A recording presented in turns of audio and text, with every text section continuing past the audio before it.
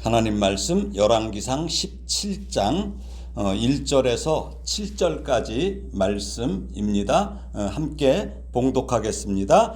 길르앗에 우거하는 자 중에 디셉 사람 엘리야가 아합에게 말하되 내가 섬기는 이스라엘의 하나님 여호와께서 살아계심을 두고 맹세하노니 내 말이 없으면 수년 동안 비도 이슬도 있지 아니하리라 하니라. 여호와의 말씀이 엘리야에게 임하여 이르시되 너는 여기서 떠나 동쪽으로 가서 요단 앞 그릿 시냇가에 숨고 그 시냇물을 마시라. 내가 까마귀들에게 명령하여 거기서 너를 먹이게 하리라. 그가 여호와의 말씀과 같이 하여 곧 가서 요단 앞 그릿 시냇가에 머물매 까마귀들이 아침에도 떡과 고기를 저녁에도 떡과 고기를 가져왔고 그가 시냇물을 마셨으나 땅에 비가 내리지 아니하므로 얼마 후에 그 시내가 마르니라. 아멘. 네.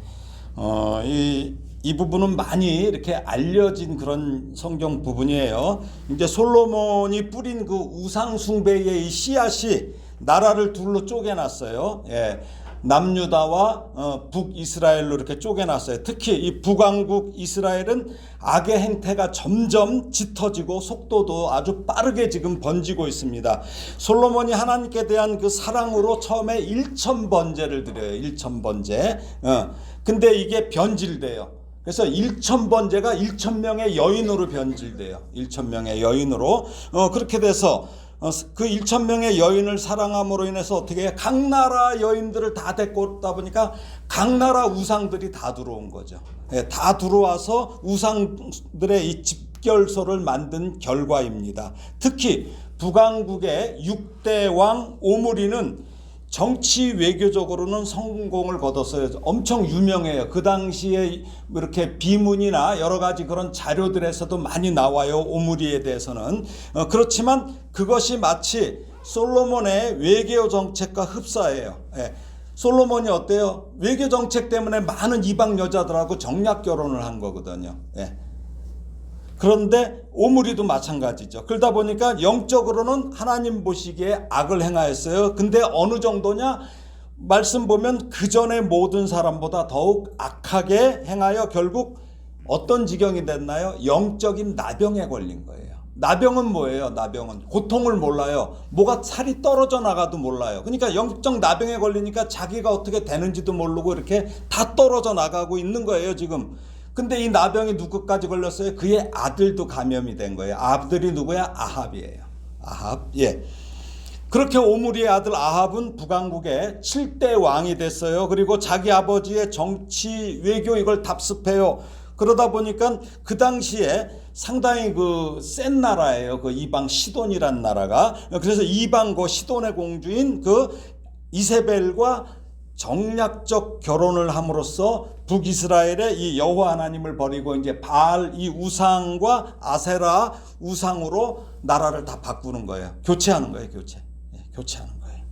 그럼에도 불구하고 하나님은 어떠십니까? 지금 북왕국에게 기회를 주셔요.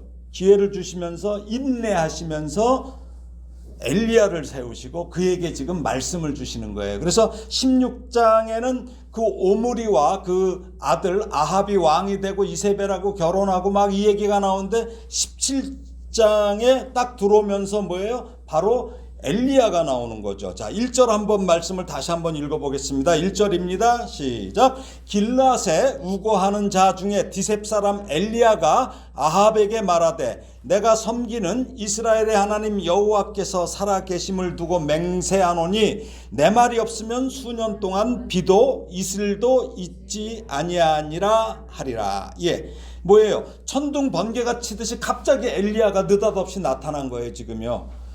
그래갖고 극악한 이 우상 숭배에 빠진 아합에게 지금 나와서 뭐라고 그래요? 이스라엘에 수년 동안 가뭄이 계속될 것을 좀 선포해요.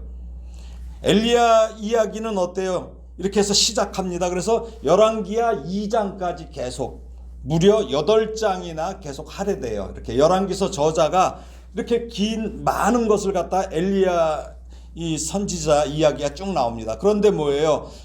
성경은 엘리야 선지자의 탁월한 활동에도 불구하고 이 사람에 대해서는 오늘 뭐라고 그래요? 소개를 뭐라고 해요? 누구라고? 어디 사람? 디셉 사람. 길르앗에 우거하는 자 중에 디셉 사람 엘리야, 이렇게만 나와요. 다른 건 안 밝혀요. 왜 그럴까요? 엘리야의 어떤 그 전기를 누구 우리 전기 있잖아요. 뭐 위인전, 이런 걸 기록하는 목적이 아니라 하나님께서 엘리야를 통해서 어떻게 일하셨는가가 기록 목적이기 때문이에요. 그래서 엘리야의 그 탁월한 활약에도 불구하고 엘리야의 신상에 대해서는 자세하게 기록하지 않은 거예요. 엘리야, 원래 말은 엘리야후입니다. 이건 뭐냐면 여호와는 하나님이시다. 엘리야라는 이름이 뭐예요? 여호와는 하나님이시다. 여호와는 나의 하나님이시다, 이 뜻이에요. 그러니까 엘리야는 그저 하나님의 선지자일 뿐임을 그 이름에서 알 수 있어요. 그래서 우리가 성경을 읽을 때는 어떤 인물 중심으로 볼 게 아니라 그 인물을 통해서 하나님께서 어떻게 일하시나, 이걸 우리가 볼 수 있어야지 성경을 명확하게 볼 수 있습니다. 오늘 말씀 1절을 보면 엘리야는 악한 이 아합 앞에서도 전혀 기죽지 않아요. 엄청 독한 왕인데, 그리고 담대하게 하나님의 말씀을 전하지요. 그 내용이 뭐예요? 영적 전쟁에 대한 선전포고입니다. 이러한 엘리야의 이 선전포고는 아합 왕과 이스라엘 백성들이 우상 숭배를 한 거예요. 그러니까 하나님이 진노하신다는 것을 선포함과 동시에 또 하나는 뭐냐면 아합과 북이스라엘이 지금 뭘 섬겨요? 하나님 대신 바알을 섬긴단 말이죠. 그 섬기는 바알이 가짜 신이라는 것을 폭로하는 거예요. 지금 그 전쟁이에요. 뭐예요? 바알 숭배자들은 바알이 뭐냐면 농경신이에요. 그러니까 농사 짓는데 필요한 신이에요. 농경신이야. 그러니까 그렇게 믿으니까 뭐야? 이 사람들은 비가 오고 안 오고는 전적으로 누구한테 달렸다고 생각해요? 바알에게 달렸다고 생각해. 비가 오고 안 오고는. 그러니까 바알에게 달린 문제라고 생각했기 때문에 이들에게 여호와의 살아계심을 두고 맹세하며 수년 동안 가뭄이 들 것이라는 선포는 뭐예요? 그러니까 너희가 비를 내린다고 믿고 풍요를 준다고 믿는 그 바알은 가짜다, 이 말과 같은 말이에요. 그러니까 이제 그 대결을 하자는 거예요. 더욱이 엘리야는 뭐예요? 비는 물론 이슬조차도 내리지 않을 것이라는 것은 뭐예요? 엄청 심각한 거죠. 이슬도 안 내리면은. 그러니까 아합의 분노를 촉발시키는 거예요. 이게 비하고 이거 이슬을 갖다가 한자로 뭐라고 그래요? 비우자에다가 또 저기 있잖아요. 술 참이슬 이슬로. 우로예요, 우로. 그래서 우리 찬송가 보면 절 따라 우로를 내려, 이게 비와 이슬이에요. 비는 물론 이슬까지도 내리지 않을 것이라 해요. 자, 오늘 보면 2절에서 7절을 읽어보겠습니다. 시작. 여호와의 말씀이 엘리야에게 임하여 이르시되 너는 여기서 떠나 동쪽으로 가서 요단 앞 그리 시냇가에 숨고 그 시냇물을 마시라. 내가 까마귀들에게 명령하여 거기서 너를 먹이게 하리라. 그가 여호와의 말씀과 같이 하여 곧 가서 요단 앞 그리 시냇가에 머물매 까마귀들이 아침에도 떡과 고기를 저녁에도 떡과 고기를 가져왔고 그가 시냇물을 마셨으나 땅에 비가 내리지 아니하므로 얼마 후에 그 시내가 마르니라. 이제 하나님의 말씀이 엘리야에게 임하셨어요. 아합이 있는 사마리아를 떠나서 동쪽으로 가서 요단 앞 그리 시냇가에 숨으라는 명령과 뭐에 또 물은 어떤 걸 마셔요? 시냇물 마셔요. 옛날에 깨끗했으니까. 그렇죠.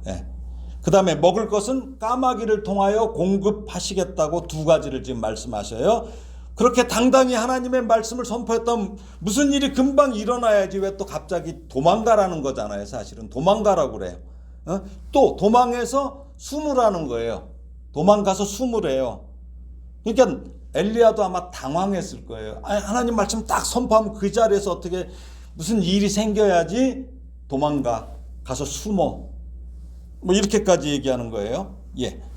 당황하죠. 그러면 어쩌면 엘리야는 출애굽의 지도자 아마 모세를 연상했을 거야. 그래서 내가 지금 가서 악한 아합의 그 기세를 누를 만한 어떤 딱 가면 어떤 이적을 하나님께서 하도록 허락해 주시기를 바라며 아합에게 갔을지도 몰라요. 그러나 하나님은 뭐라 그래요? 도망해서 숨으라고 하셔요. 그러니까 지금은 공습 대피 훈련 시기라는 거예요. 훈련 시기입니다. 훈련. 엘리야는 지금 뭐가 필요해요? 하나님의 지시만 따르는 훈련이 필요한 겁니다. 근데 그 훈련은 무슨 훈련이에요? 실전 훈련이에요. 엘리야의 이게 수년 동안 비도 이슬도 없을 것이라는 이 경고성 예언을 어때요? 아합의 입장에서는 어떨까요? 이게 민심 교란이잖아요. 이게 유언비어 퍼뜨리는 거잖아요. 그러니까 자신의 권위에 대한 또 도전으로 비춰졌기 때문에 즉각적으로 위협을 가했을 거예요. 그러니까 하나님께서는 당신의 사람 엘리야와 바알 숭배자와의 정면 대결의 때가 근데 무르익을 때까지 이 때가 있어요. 때가. 그러니까 뭐야? 그때까지는 엘리야에게 몸을 숨기도록 명령하신 거예요. 그렇습니다. 우리 성도는 어때요? 때와 기한을 하나님의 말씀대로 따라야 돼요. 기다려야 돼요. 우리 급해갖고 꼭 문제되는 경우가 많거든요. 그래서 그 때와 기한을 우리는 하나님 말씀대로 따라야 됩니다. 숨으라 하면 숨고 기다리라 하면 기다리면 돼요. 가라 하면 가고 멈추라 하면 멈추면 침묵하라 하면 침묵하고 외치라 하면 외치면 되는 거예요. 이게 훈련이에요. 군대에서 제일 먼저 하는 훈련이 뭐냐면 제식 훈련이에요. 그렇죠? 제식 훈련. 앞으로 가 하면 착착착착 우양 앞으로 쫙 이렇게 그걸 못해요. 가라 서라 이게 훈련이 제일 기본이에요. 군인들에게. 예, 이게 군인의 기본이기 때문입니다. 디모데후서 2장 3절 4절을 보면 이렇게 나와요. 너는 그리스도 예수의 좋은 병사로 나와 함께 고난을 받으라. 병사로 복무하는 자는 자기 생활에 얽매이는 자가 하나도 없나니 이는 병사로 모집한 자를 어떻게 하기 위해서 기쁘게 하려 함이라. 예, 그러니까 군사가 된 훈련을 받는 사람은 뭐예요? 자기 생활이 없어요. 자기 생각이 아니에요. 말씀에 순종하라는 겁니다. 어쩌면 엘리야가 지금 예언을 선포한 이후에 그리시네가로 이렇게 싹 도망갔어요. 야, 니네 비도 안 오고 아무것도 안 올 거 하고 싹 숨었어요. 사람들이 어떨까요? 저어서 이상한 놈이 하나 왔다 갔네 그럴 거 아니에요. 이상한 놈이. 예, 그러니까 어때요? 비웃고 조롱하는 사람들이 많았을 거예요. 그러나 엘리야는 어때요? 그런 세상의 비웃음과 조롱 이걸 개의치 않고 즉시 하나님의 명령에 순종했어요. 그러니까 우리는 하나님의 일을 할 때는 그런 거 신경 쓰면 안 돼요. 아무것도 못해요. 그런데 유대인들은 어떻게 여겨요? 까마귀는 어떤 동물이에요?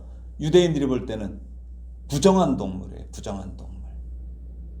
까마귀는 이상하게 우리랑 닮은 경우도 많아요. 우리도 까마귀를 좀 안 좋게 보죠. 예, 옛날에 돌 많이 던졌어요. 까마귀 보고 돌 많이 던졌어요. 예. 그렇음에도 뭐예요? 다른 새도 많은데 하필이면 왜 굳이 까마귀를 보내신다고 그래? 하필이면. 그쵸? 다른 새도 있을 거 아니에요. 근데 하필이면 까마귀를 보내시는 이유가 뭘까요? 이거는 훈련이에요. 이것도 훈련. 무슨 훈련이에요? 하나님의 일을 할 때 가장 중요한 것은 자신의 조건이나 경험을 내려놓으라는 거예요. 자신의 조건, 경험. 우리도 모세 어때요? 모세. 애굽 왕자로서 있었어요. 그렇죠? 애굽 왕자로서의 경험과 조건을 다 버리도록 하나님께서 광야 세탁소로 보내서 40년 동안 물을 빼요. 애굽의 그 물을 다 빼셔요. 다 빼셔요. 그 다음에 다 빼내신 다음에 부르신 거예요. 베드로 역시 그랬어요. 베드로가 사도행전에 보면은 요바의 무두장이 시몬의 집에 이렇게 유숙해요. 근데 이제 베드로가 기도하러 지붕, 우리 지붕하고 달라요. 거기는 지붕이 보통 발코니가 놓여 있는 곳이에요. 유대인들은요. 그래서 글로 올라갔어요. 그때가 정오쯤이라고 그러죠. 그래서 어떻게 해요? 베드로가 배가 고파. 그래서 밥이 금방 안 와. 식사를 준비할 동안에 어때요? 하늘이 열려 환상을 봐요. 환상을 보는데 하늘이 열리며 커다란 보자기 같은 것이 내려오는 환상을 보았어요. 그 안에 보니까 온갖 유대인들이 먹어서 안 되는 잡다한 짐승 또 기어다니는 거 뭐예요? 부정하잖아요. 뱀 이런 것들. 악어 이런 것도 기어다닐 거 아니에요. 이거 또 새들이 그 안에 있었다고 그래요. 근데 한 음성이 들려요. 뭐라고 그래요? 베드로야 잡아먹어라. 그걸 잡아먹으래요. 그러니까 베드로가 뭐라 그래? 주님 그럴 수 없습니다. 저는 지금까지 이렇게 속되고 깨끗하지 않은 건 내가 결코 먹어본 적이 없습니다라고 말해요. 거부해요. 그런데 또 음성이 들려와요. 뭐라고 들려옵니까? 하나님께서 깨끗하게 하신 것을 네가 속되다 하지 말아라. 근데 이게 한 번도 아니고 3번. 그러니까 베드로도 고집이 센 거예요. 그렇죠? 센 거야. 계속 거부해. 그러니까 3번이 반복된 후 보자기가 다시 하늘로 올라가요. 이게 무슨 말씀이에요? 하나님의 이제 사도로서 이방을 전도하려고 그러면 어떻게 해야 됩니까? 유대인의 습성 갖고 가서 하면 안 되잖아요. 그렇죠? 현지화 전략이 필요할 거 아니에요. 그러니까 훈련시키는 거예요. 그래갖고 누구를 만나요? 베드로가? 코넬리우스라고 되는 고넬료죠. 예. 하나님은 어때요? 하나님의 방법으로 일을 하셔요. 우리의 것을 사용하시기도 하지만 우리의 것을 다 버리기를 원하실 때도 있음을 우린 기억해야 돼요. 예. 우리 것 다 버리기를 바랄 때도 있어요. 그래서 우리가 기도하면서 하나님 제가 막 돈 많이 벌어서 하나님께 영광 돌릴게요. 그거 별로 바람직한 기도 아니에요. 우리 애가 공부 잘해서 하나님. 근데 되게 그런 애들이 공부 잘해갖고 엉뚱한 짓으로 많이 가요. 그렇죠? 엉뚱한 데로 많이 간단 말이죠. 그래서 우리는 어때요? 성도는 자기의 잣대로 사람을 판단하면 안 돼요. 내가 여지껏 예수를 이렇게 믿었으니까 당신도 이렇게 믿어. 이거 아니에요. 그래서 다른 사람의 과거를 들추어내거나 평가해서도 안 돼요. 우리는. 왜? 하나님이 그 사람을 어떻게 사용하시는지 모르거든요. 근데 내 기준으로 자꾸 그래요. 그래서 그리스도인들은 제일 중요한 게 뭐냐면 과거를 묻지 말아야 돼요. 자꾸 누구 뭐 어떻고 제 옛날에 그랬어 뭐 했어. 옛날이 중요한 게 아니에요. 지금 내가 어디에 있느냐죠. 지금 내가 어디에 있느냐죠. 이게 제일 중요한 겁니다. 그래서 이 훈련을 잘 받아야 훌륭한 신앙 인격으로 살아갈 수 있는 것입니다. 사마리아에서 이제 그리시네가의 거리가 약 80km 정도로 추정이 돼요. 이 그리시네가는 아직 정확하게 위치를 지금도 학자들이 못 찾았어요. 근데 한 80km 정도로 추정되는데 평균적인 걷는 속도로 기준하면 어느 정도 걸리면 2, 3일 정도 걸려요. 그런데 엘리야는 뭐예요? 하나님의 말씀에 순종해서 요단강을 건너고 험악한 산악지대를 지나는 매우 힘든 여정이에요. 그러니까 아합에게 그 얘기하고 나서 도망가니까 어때요? 급하죠. 마음이 엄청 급하죠. 그래서 그래도 그렇게 힘들게 가서 몸을 숨기고 이제 누구를 기다려야 돼? 예? 까마귀를 기다려야 돼요. 배가 고파요. 까마귀를 기다려야 돼. 참 까마귀 고기 드셨나들. 까마귀를 기다려야 돼요. 예, 엘리야는 앞으로 있을 850대 1의 이 영적 전쟁을 위해서 하나님 말씀에 절대적으로 복종하는 이 훈련, 복종 훈련을 하는 것입니다. 특별히 오늘 말씀에서 하나님의 보호를 강조하는 말이 4절에 먹이게 하리라 이 말씀에 먹이게 하리라. 오늘 보면 4절에 보면 먹이게 하리가 있어요. 이게 히브리어 쿨인데 쿨. 이건 뭐냐면 자녀를 기르다, 부모를 봉양하다, 모시다, 극복하다, 견디다 등의 뜻으로 사용돼요. 그러므로 먹이게 하리라는 건 뭐예요? 하나님께서 당신의 신실한 종들을 얼마나 끔찍히 보살피시는지를 알 수 있는 거예요. 그러니까 먹이게 하리라, 우리 말로는 이렇게 번역이 그렇게 와닿지 않게 돼 있는 거죠. 그러니까 이 말씀은 뭐냐면 하나님께서 공급해 주시는 것은 우리가 뭐 이렇게 양계장이나 뭐 이런 데 하면 어때요? 양식장에서 그냥 사료 그냥 알아서 툭툭 던지면 그만이잖아요. 그렇게 기계적으로 주는 것이 아니라 부모가 자녀를 보살피고 필요한 것들을 공급해서 자라게 하는 것처럼, 또 아니면 자녀가 부모를 봉양해서 부모가 힘을 얻고 기뻐하도록 모시는 것처럼 이 자상하고 지극한 그 보살핌을 베푸신다는 뜻이에요. 하나님께서. 그러니까 먹이게 하리라 이 의미가 되게 깊은 말이에요. 그러니까 우리 혹 성도가 어려움에 처했을 때 어때요? 그 하나님의 보호하시고 공급하시는 능력으로 인해서 모든 것을 극복하고 이기게 하신다는 이것을 지금 가르쳐 주는 것입니다. 우리가 어때요? 가장 큰 어려움이 뭡니까? 우리 가장 큰 어려움 뭐예요?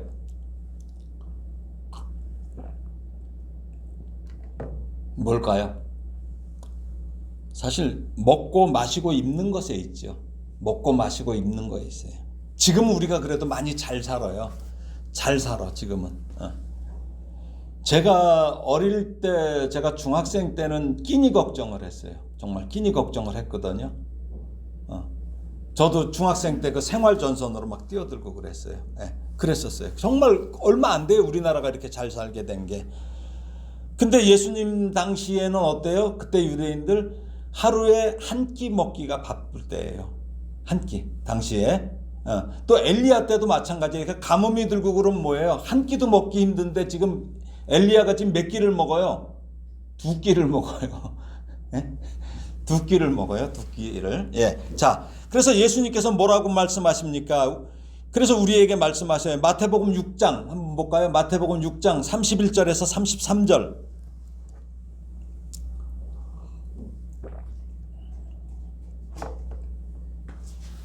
(31절에서 33절입니다) 한번 크게 읽어보겠습니다. 그러므로 염려하여 이르기를 무엇을 먹을까 무엇을 마실까 무엇을 입을까 하지 말라. 이는 다 이방인들이 구하는 것이라. 너희 하늘 아버지께서 이 모든 것이 너희에게 있어야 할 줄을 아시느니라. 그런즉 너희는 먼저 그의 나라와 그의 의를 구하라. 그리하면 이 모든 것을 너희에게 더하시리라. 아멘. 그러니까 우리의 가장 기본 훈련은 뭐냐면 먹고 마시고 입는 것에 있어요. 이 훈련이 돼야 돼요. 우리가 이 훈련이. 이를 다른 말로 바꾸면 뭐라고 할까요? 너희는 무엇을 먹을까 마실까 입을까? 이걸 염려하지 말라면 뭘까요? 주는 대로 먹어라. 있는 대로 입어라. 그러니까 뭐냐면 공급하시는 대로 살라는 말씀이에요. 우리 성도는 뭐예요? 누구예요? 우리가 하늘 아버지의 자녀입니다. 아멘입니까? 하늘 아버지의 자녀예요. 옆집 아저씨가 아니에요. 옆집 아저씨가 가장 위대하시고 능력이 많으시며 우리의 모든 필요를 하시는 하늘 아버지이십니다. 그래서 그의 나라와 그의 의가 뭐예요? 말씀 안에 거하는 거예요. 그 신실하신 하나님을 믿는 거예요. 그 안에 거하는 거예요. 그것뿐이 없어요. 지금 그 훈련을 하는 거예요. 우리가 지금 이렇게 살아가는 것도 그 훈련을 하고 있어요. 그래서 엘리야는 지금 하나님의 말씀대로 까마귀가 아침 또 저녁에 떡과 고기를 가져다 줘요. 까마귀예요? 까마귀들이에요? 들이에요. 아니 그래 까마귀 요만한 주둥아리로 고기를 물어봐야 얼만큼 와오겠어요. 그러니까 엄청 많이 오는 거죠. 또 시냇물을 마시는 훈련을 받고 있습니다. 성경에는 자세히 기록되지 않았는데 엘리야는 무엇 했을까요? 이때 아무것도 없어요. 그리 시냇가에 숨어 있어요. 또 아침과 저녁에 떡과 고기를 줘. 그럼 나머지 시간은 뭐 할까요? 한번 휴대폰도 없어요. 아무것도 없어요. 어떤 기도했을까요? 많은 백성들이 회개하기를, 북왕국이 회복되기를 하나님께 기도했을 거예요. 그 기도를 했을 거예요. 근데 오늘 7절 보니까 뭐라고 그래요? 땅에 비가 내리지 아니하므로 얼마 후에 어때? 그 시내가 마르니라. 엘리야는 이 악한 왕 아합에게 하나님의 심판의 메시지를 선포하고 박해를 피해서 하나님께서 지시하신 장소인 요단 앞 그리 시냇가에 머물고 있어요. 그런데 가뭄이 시작돼요. 계속돼요. 그것도. 그러면서 그리 시냇가의 물이 완전히 말라버렸어요. 물이 말랐다는 것은 뭐예요? 엘리야가 거기 있을 수 있나요? 없나요? 없어요. 분명히 엘리야가 피한 곳은 누가 글로 가라고 그랬어요? 하나님이 가라고 했는데 숨어 있으라고 했는데 물이 마르면 어떡하라는 거예요? 물이 말랐어요. 그러니까 그곳에 물이 말랐다는 건 뭐예요? 이제 어려움이 닥친다는 얘기죠. 아니 하나님의 말씀 따로 따랐는데 어려움이 닥친 거예요 지금. 그러면 이제 나가서 돌아다니다가 물 찾으러 돌아다니다가 잘못하면 아합의 군사에게 발견되면 어때요? 죽을 일밖에 없어요. 근데 이것도 훈련입니다. 우리는 어때요? 우리가 생각하는 수준의 것을 믿는 것이 아니에요. 믿음이라는 것은. 그것은 상식이에요. 우리가 생각하는 것은 상식이에요. 그러니까 하나님을 섬기며 그 말씀에 순종하며 살아가는 우리 성도에게도 어때요? 그리 시냇가에 숨어있던 엘리야에게 물이 말라버린 것과 같이 고난이 찾아올 수 있어요. 우리에게도. 찾아와요. 우리에게도. 성도들 중에 하나님 믿고 하나님 말씀 순종하기만 하면 고난은 없고 형통과 번영만 계속될 것이라고 생각하는 분들이 있어요. 또 그렇게 막 설교하는 분들도 있어요. 그렇지만 하나님을 믿기만 하면 고난이 없을 것이라고 생각하는 것은 큰 착각이죠. 오히려 더 큰 고난을 당하는 경우도 있어요. 스데반 집사님은 어때요? 돌에 맞아 죽었어요. 돌에 맞아 죽었어요. 아니, 예수 잘 믿었어요. 성령이 충만했어요. 근데 예수님도 잘 전했어요. 근데도 어떻게 돼요? 돌에 맞아 죽었단 말이죠. 그러니까 우리는 그 고난을 어떻게 대하느냐를 보는 거죠. 하나님께서는. 물론 하나님이 당신을 섬기며 순종하는 자에게 복을 약속하신 것은 사실이에요. 그런데 우리는 자꾸 그 복을 어디로 제한합니까? 이 세상으로 제한을 해. 이 세상. 이 세상의 어떤 물질, 복 중에서도 제일 큰 복이 뭐야? 물질. 근데 그거가 아니라는 거죠. 그러나 하나님은 당신을 섬기면 고난이 아예 없을 것이라고 말씀하신 일도 없어요. 오히려 이 세상은 누가 권세를 잡았어요? 이 세상. 공중 권세 잡은 사탄. 사탄이 잡았기 때문에 이 세상에서 믿음을 지키기 위해서는 뭐예요? 반드시 그 사탄의 방해와 그런 핍박 때문에 우리는 고난을 겪을 수밖에 없다고 말씀하셨어요. 그래서 마태복음 10장 22절에 보면 어때요? 또 너희가 내 이름으로 말미암아 모든 사람에게 미움을 받을 것이나, 그러면서 뭐라고 그러시냐면 끝까지 견디는 자는 구원을 얻으리라. 끝까지 견디는 게 어디까지입니까? 끝까지 견디는 게 내가 죽을 때까지. 죽을 수도 있다는 거예요. 그게 끝까지가. 자, 그 다음에 마태복음 24장을 한번 볼까요? 마태복음 24장 예수님께서 분명히 말씀하셨습니다. 자, 마태복음 24장 9절에서 13절이에요.